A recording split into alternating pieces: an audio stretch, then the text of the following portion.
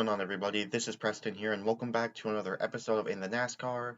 And in tonight's In the NASCAR episode, I am going to be reacting and taking a look at the NASCAR 2023 Fan Choice Awards. I am going to be reacting to it, give you guys my thoughts, my take, and yeah, basically just, react to it and tell you guys my opinion.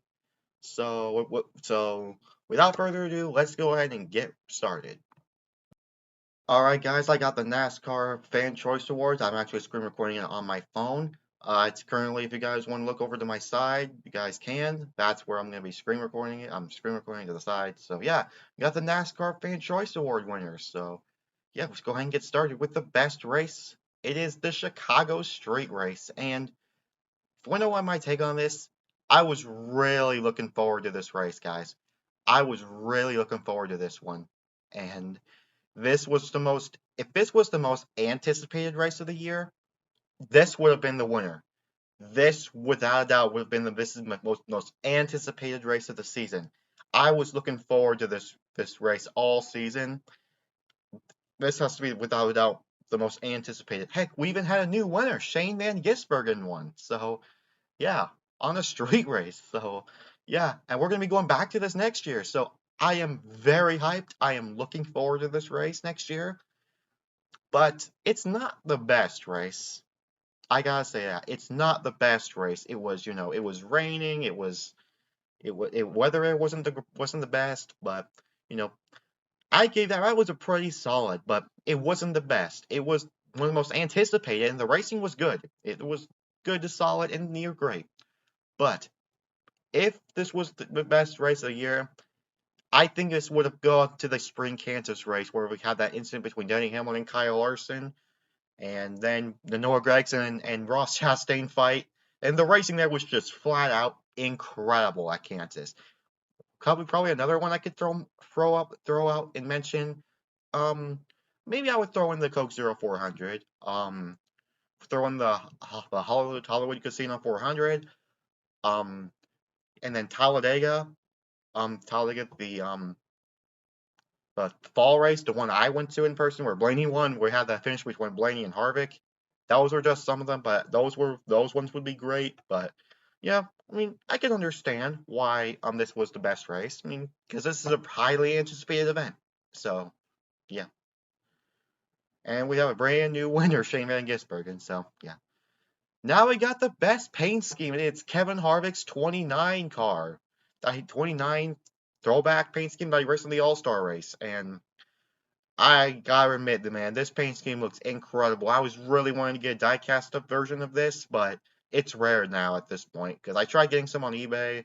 I think there's still some, but I might get. I'm hopefully, soon I can get this 1/64 scale cover of this. Hopefully, but man, I agree. Once I do my paint schemes video coming out in the next couple of weeks, this paint scheme without a doubt will be a top 10. So stay tuned for that coming up in a couple of weeks, but. Man, this car looks so nice. The doors, they use really good door space, like, and amazing without a doubt. One of my favorite throwbacks. So, yeah, that car looks beautiful. I agree with this one. I really like this one. I really do, especially with that being Kevin Harvick's final season, man. So yeah. Now we got crew chief of the year, Jonathan Hassler, which is Ryan Blaney's crew chief, and he won the championship. So I can clearly see this because he's the championship winning crew chief, and towards the end of the year, this team was really executing very, very well with finishes. And Ryan Blaney and this team won the Coca-Cola 600, and then won at Talladega, the race I went to in person. And so this is 100% deserved. This is deserved for Jonathan Hassler, but there are some other good crew chiefs out there. Cliff Daniels being one of them for Hendrick with Kyle Larson. Don't forget Chris Gabehart for my guy, Denny Hamlin. Um, um, and others. So those are just two, but yeah. But that was just some two crew chief examples. But Jonathan Hassler, this team really executed really well in the playoffs. They improved when they needed the most. And get this, like I said before, I had this team eliminated in the round of 16. I had this team eliminated in the very first round, and they blew me away out of the water with this championship. So, yeah, great job, Great job, Jonathan Hassler. This was deserved. Well deserved. Now I got the most improved. I 100% agree with this one. Chris Buescher, dude. The guy last year didn't even make the playoffs and finished like below 17th in the standings. He got that one win at the Bass Pro Shops night race last year. Um, yeah, 3 wins, made all the way up to round of 8. He finished top 10.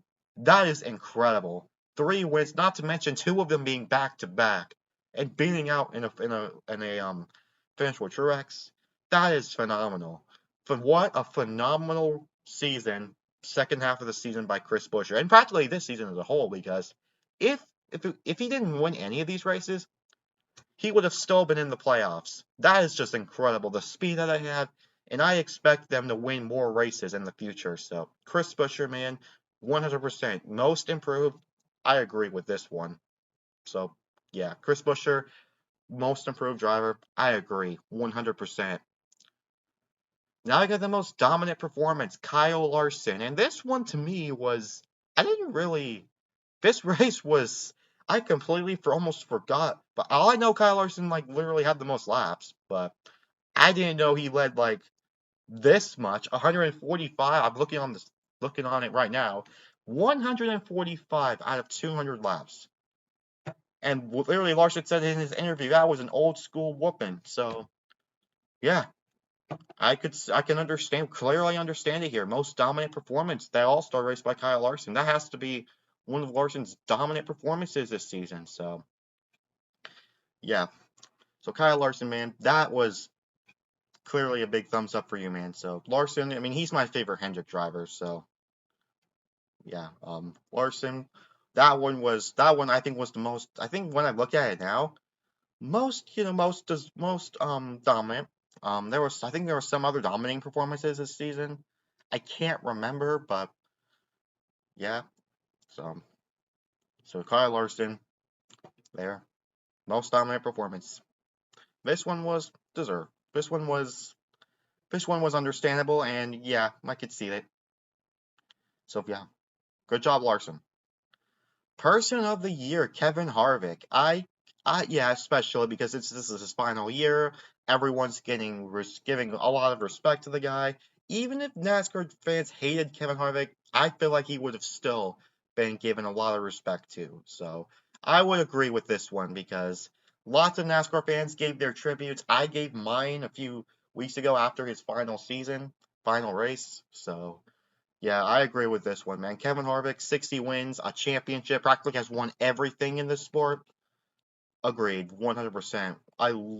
He deserves a lot of respect. He's done a lot and for this sport, so yeah. Kevin Harvick, Person of the Year, I agree. Especially with all the throwback paint schemes and stuff with that 29 car he raced at the North Wilkesboro All-Star race, as well as that running that Budweiser car at Homestead. So yeah, which I one is another one of my favorite paint schemes. So yeah.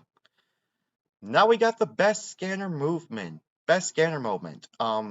This was where Brad Keselowski was doing those donuts, doing like circling, was circling trying to get his car, put the fire out. So this one to me, I didn't remember seeing this on my watching the NBC broadcast. I don't remember them showing it. Maybe it was after the race, but I don't think I remember talking about this in my NASCAR race review back.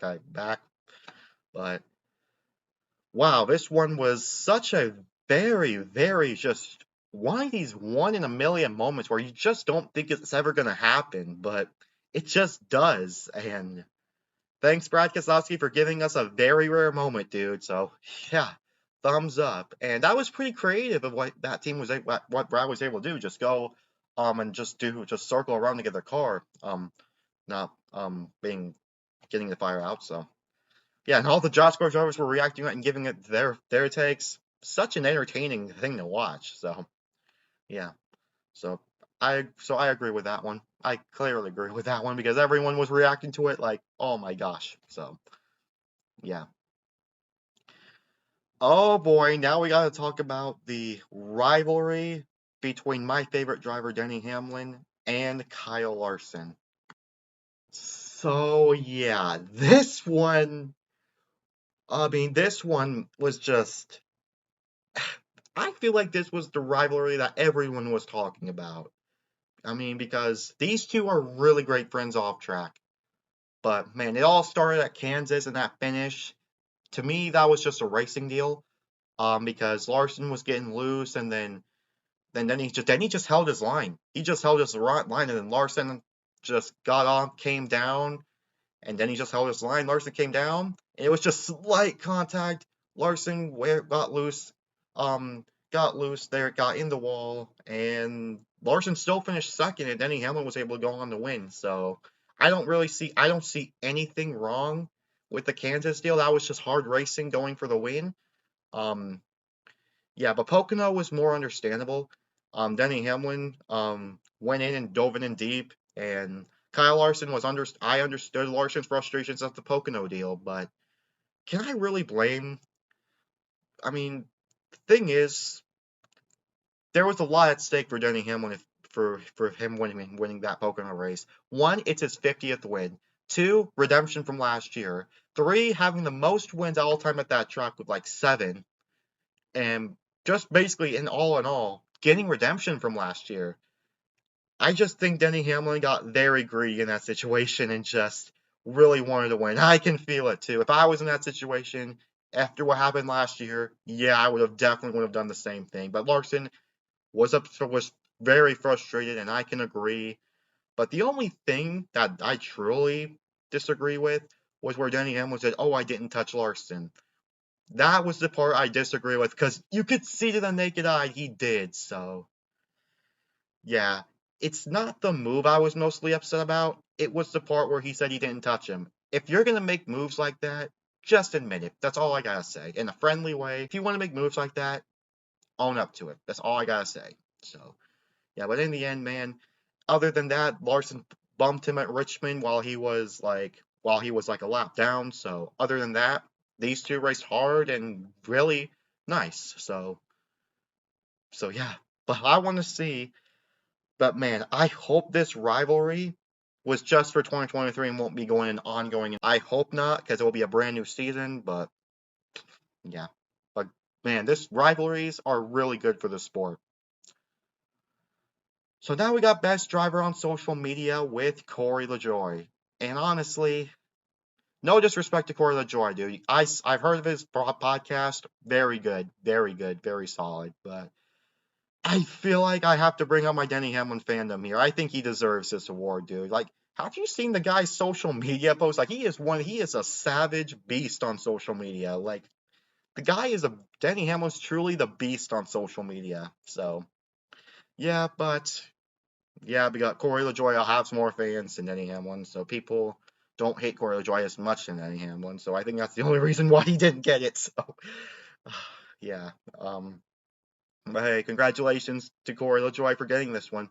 So yeah, congratulations.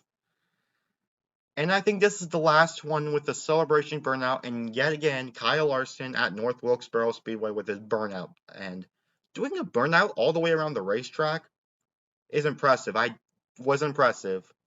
I remember watching this and I was like, that is cool that Kyle Larson did that. That was my reaction to that burnout. That is cool, dude. Doing a burnout all the way around the racetrack nonstop.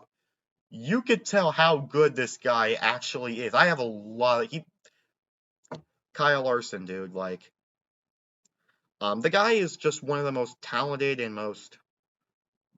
He is the best driver in NASCAR without a doubt.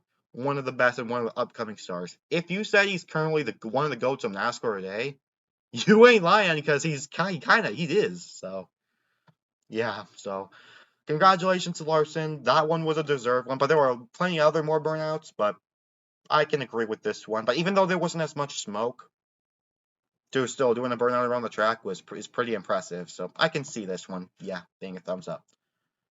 And that is it for that. So yeah, guys, what do you guys think about this? Let me know in the comments below. What are your reactions? And yeah, anyways, this is Preston signing off.